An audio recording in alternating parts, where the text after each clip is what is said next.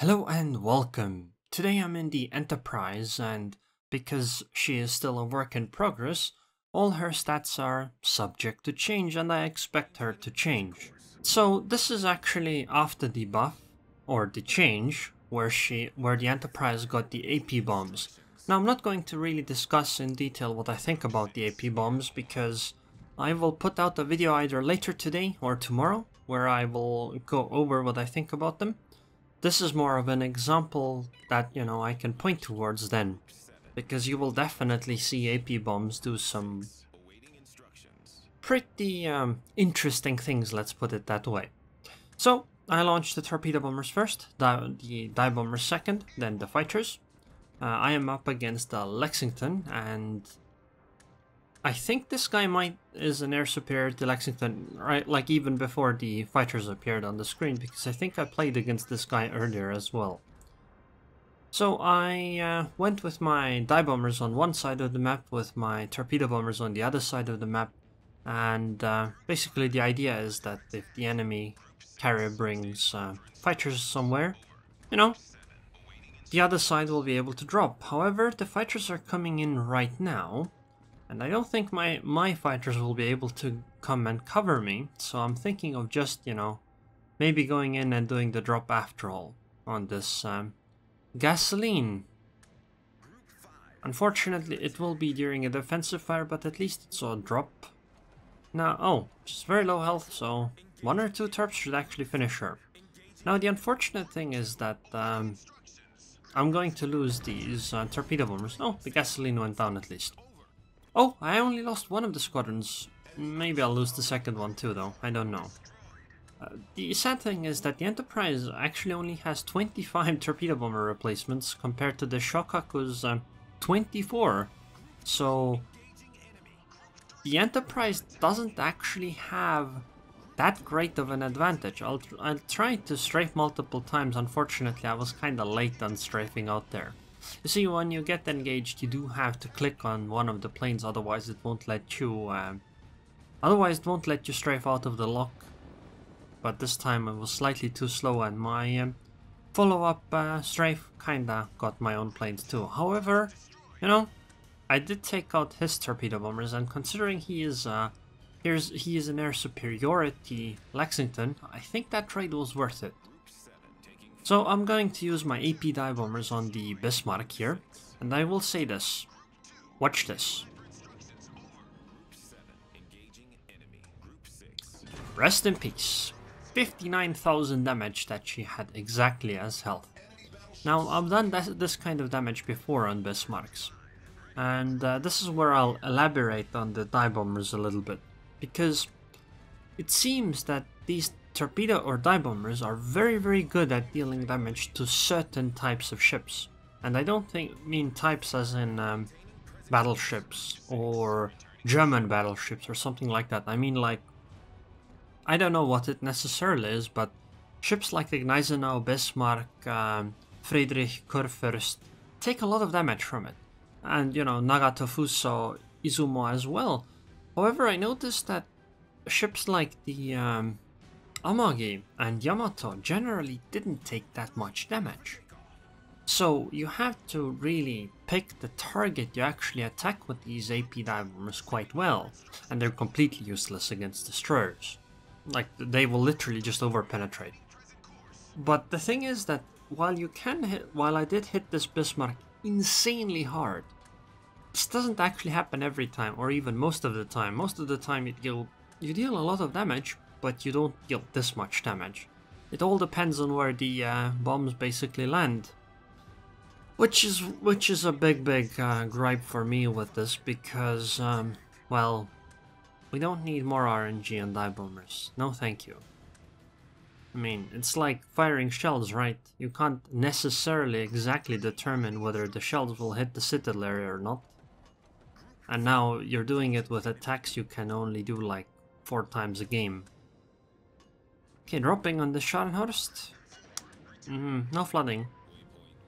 I mean, I can't really do damage over time with flooding anyway, but because I had a second squadron of torpedo bombers that were still that still hadn't dropped. You know, I was hoping that the flooding could have done some extra damage, but I guess I just got kinda unlucky.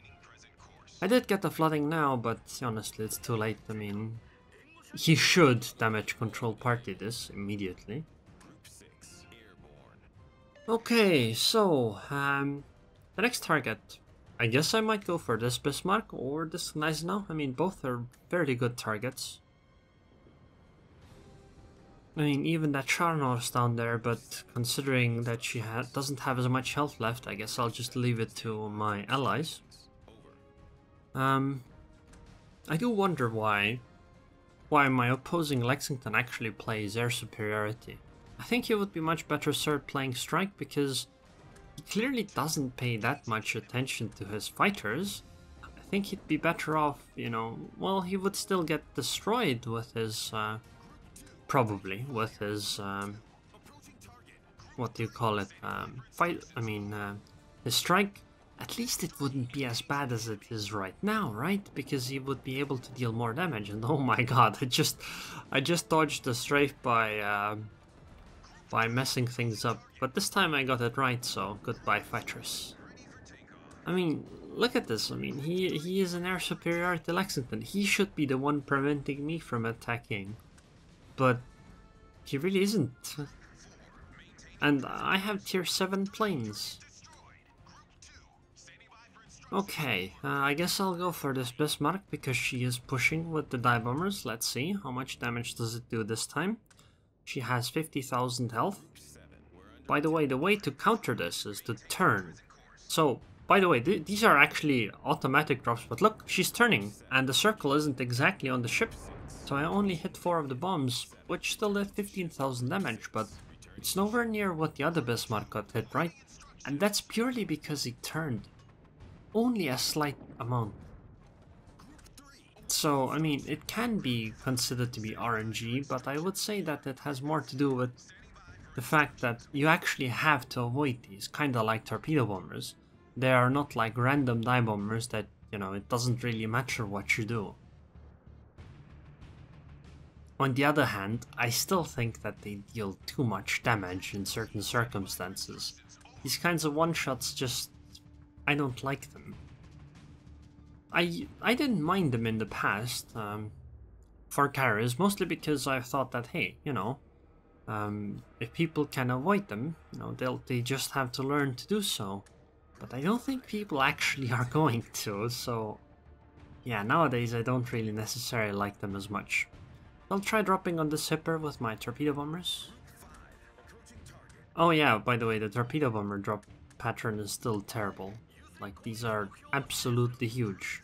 I think that Hipper is dead. Excellent. I guess I can try dropping on this Alabama or Otago then. I'll go with the Otago, because the Otago is, no, just turning in. Damn.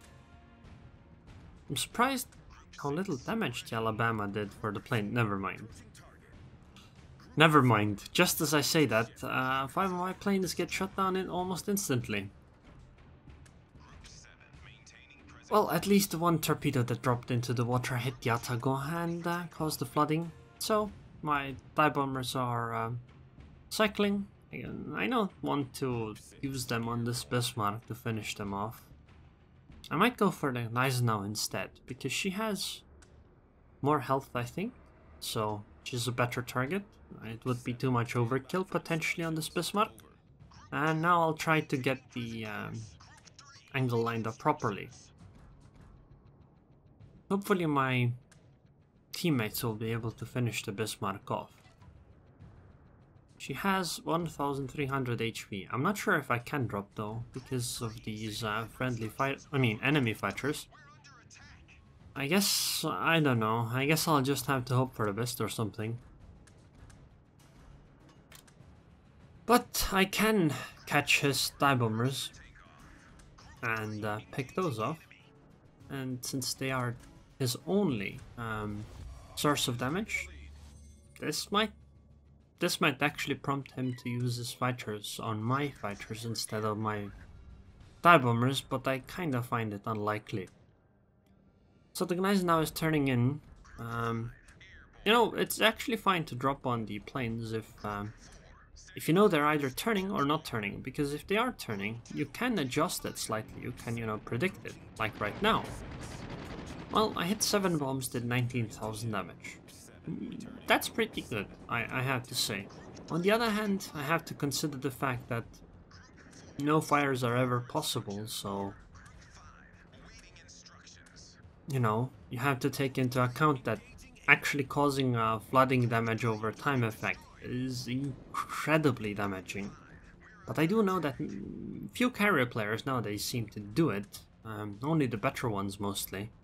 And I have to say that people are missing out on quite a big opportunity for damage when they don't do that.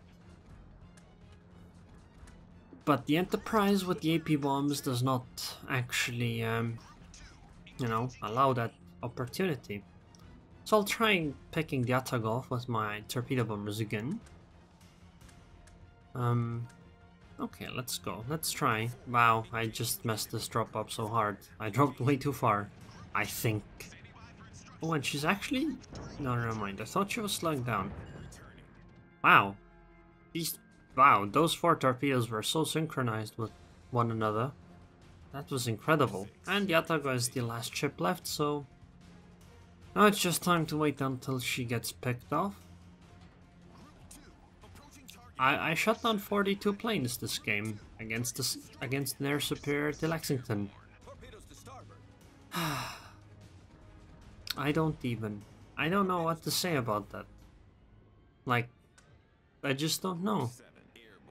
Okay, come on. Can I do this attack on the Atago? Sure, she has defensive.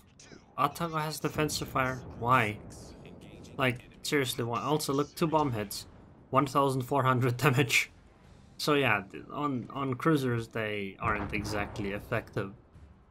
Oh well, the game ended, and we won a comfortable victory, at least from my perspective. 765,000 credits, 193,000 damage, 42 planes shot down.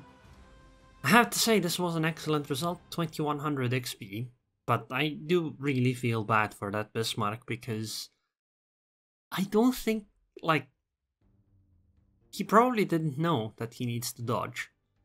But then again, he might just be somebody that would never learn. But it's hard to say because he basically got one shot. It was a nice 12-minute game for me though. The AP dive bombers actually did more damage than my torpedoes, but think about it this way. So I hit multiple targets with my AP dive bombers, but that one attack did 60% of the damage. Oh, and 600,000 credits profit. Anyways, hope you guys enjoyed this video. I would like to thank the patrons on Patreon. Thank you very much for your continued support, Cheeto Freak. And I hope I'll see you guys next time.